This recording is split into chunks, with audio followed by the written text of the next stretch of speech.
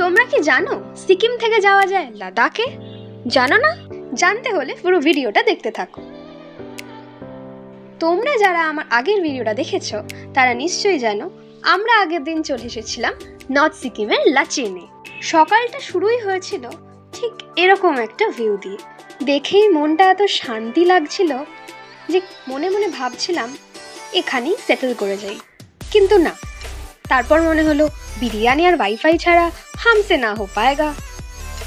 সময় নষ্ট না করেই সবাই আমরা 5টার মধ্যে বেরিয়ে পড়েছিলাম আমাদের আজকের সাইট সিনে।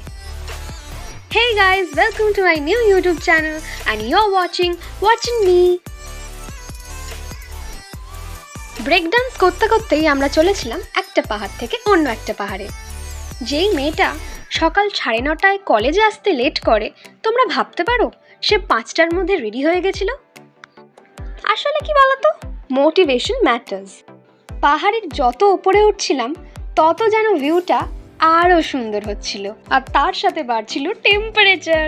গ্লাভস পরে ভিডিও করতে অসুবিধা হচ্ছিল বলে আমি করি একটা অসাধারণ জিনিস, যেটা দেখে আমার মা আমাকে একটুও না অনেক বেশি বকেছিল। কিছুক্ষণের মধ্যেই স্ন্যাক্সের জন্য আমাদের গাড়ি দাঁড় করায় একটা জায়গায়, কিন্তু সেখানে আমায় কামড়ে দেয় একটা জোক। নুন দিলেই শুনেছিলাম জোকেরা নাকি মরে যায়, তাই সেই জোককে সিইউ স্টুডেন্ট বানাতে আমার জাস্ট 1 মিনিট লেগেছিল, জাস্ট 1 মিনিট।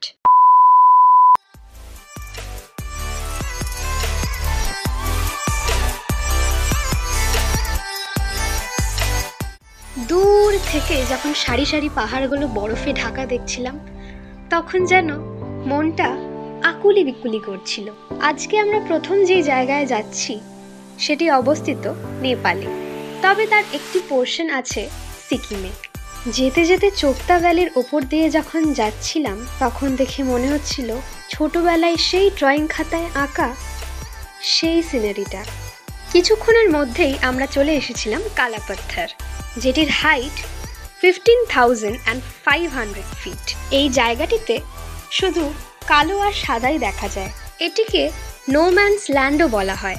একটি একটি পাথরের ওপর পা রেখে রেখে আমরা ওঠার চেষ্টা করছিলাম। এই ছোট্ট ছোট্ট পায়ে চলতে চলতে ঠিক পৌঁছে যাব।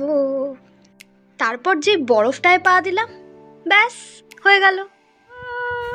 চলো, ধসে যাচ্ছে যেন। এই এনজয়টা না করতে পারলে তাহলে গাইস পুরো ধসে যাচ্ছে এরকম করে।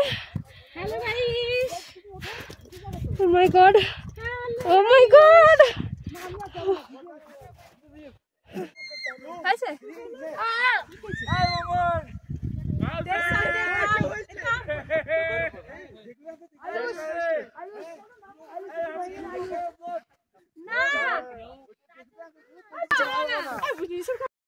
নমস্কার বন্ধুরা,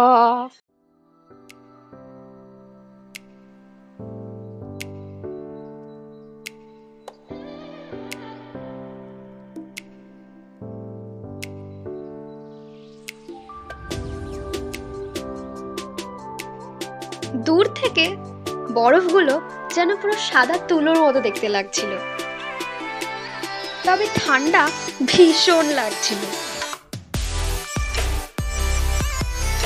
যেহেতু ওখানের অল্টিটিউড অনেক বেশি, তাই আমাদের বলা হয়েছিল রেস্ট নিয়ে নিয়ে উঠতে, হড়বড় করে না উঠতে। কদিন বেশ রান্নাটা করতে হচ্ছে না বাবা। আঙ্কেল আর আন্টি আমাদের থেকে অনেকটাই দূরে চলে গেছিল, আর অন্যদিকে বাপি কিছু একটা স্টান্ট করার চেষ্টা করছিল। খতরো কে খিলাড়ি ও। ব্যাস হয়েছে তো, সব পয়সা খরচা করে শান্তি হয়েছে তো। সত্যি বলতে ফিরে এসে গাড়িতে বসতে খুবই কষ্ট হচ্ছিল, কারণ এরকম একটা হাই অল্টিটিউডে আমাদের অভ্যাস ছিল না। কিছুক্ষণের মধ্যেই আমরা যেতে শুরু করলাম আমাদের নেক্সট লোকেশনে।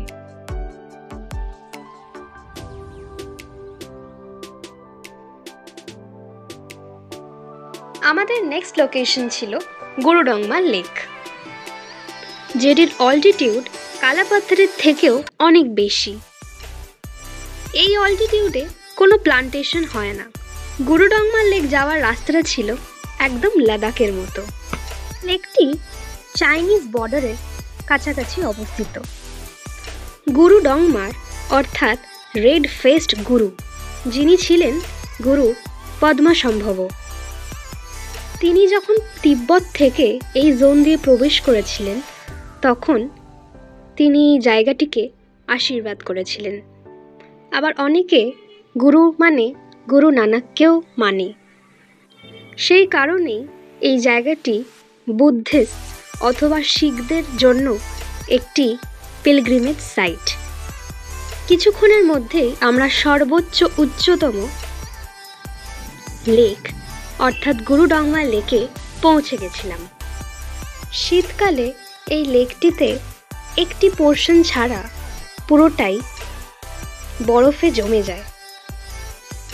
এই লেকটি এতটাই সুন্দর ছিল যে তার জলটা যেন চিকচিক করছিল। তবে এখানকার অল্টিটিউড 18,000 হওয়ায় ভীষণ ঠান্ডা লাগছিল। তাই কিছুক্ষণের মধ্যেই আমরা আবার গাড়িতে উঠে বসেছিলাম। যে কোনো লোকই 1 ঘন্টার বেশি এখানে থাকতে পারে না।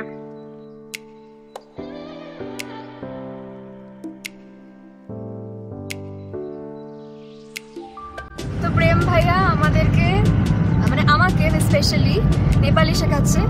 সো আমি খুব এক্সাইটেড। ল্যাঙ্গুয়েজটা খুবই ভালো, বাট খুবই যেরকম আমাদের বাংলাতে যেরকম মাত্রা থাকে তো ঠিক সেরকম নেপালিতেও এরকম মাত্রা থাকে। यो जगह हाँ, राम्रो छ, यो जगह राम्रो छ। मतलब ये जगह अच्छा है। अच्छा, इसका मतलब ये जगह बहुत अच्छा है। अच्छा, और कोई वर्ड? ये जगह बहुत सुंदर है। यो जगह धेरै सुन्दर छ। ये जगह यो जगह अच्छा यो जगह धेरै सुन्दर छ। धेरै सुंदर है। Nice nice. গুরুডংমা লেক দর্শন করেই আমরা ফিরে চলেছিলাম আমাদের লাচেনের হোটেলের দিকে। আর যেতে যেতে দেখতে পাচ্ছিলাম প্রচুর ইয়াক। হোটেলে গিয়ে অল্প একটু লাঞ্চ করেই আমরা সকলে 3টের মধ্যে বেরিয়ে পড়লাম লাচুংয়ের উদ্দেশ্যে। যেতে যেতেই শুরু হয় আবার বৃষ্টি। বৃষ্টির থেকেও আরও বেশি ভয় ছিল সেখানকার রাস্তা।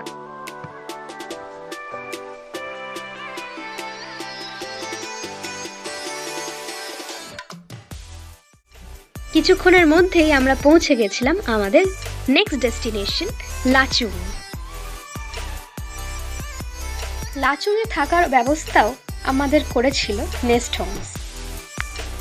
সেখানকার গেস্ট হাউসের ব্যালকনি থেকে ভিউটা ঠিক এই রকম সুন্দর ছিল। রাতে কিছু অল্প ডিনার করেই আমরা শুয়ে পড়ি। সো গাইস, আজকের ভিডিওটা এতটাই। ভালো লাগলে লাইক করে দিও, কমেন্ট করে দিও, শেয়ার করে দিও, অ্যান্ড আমাকে সাবস্ক্রাইব করতে ভুলবে না। দেখা হচ্ছে আবার একটা ভিডিওতে। Till then, bye by.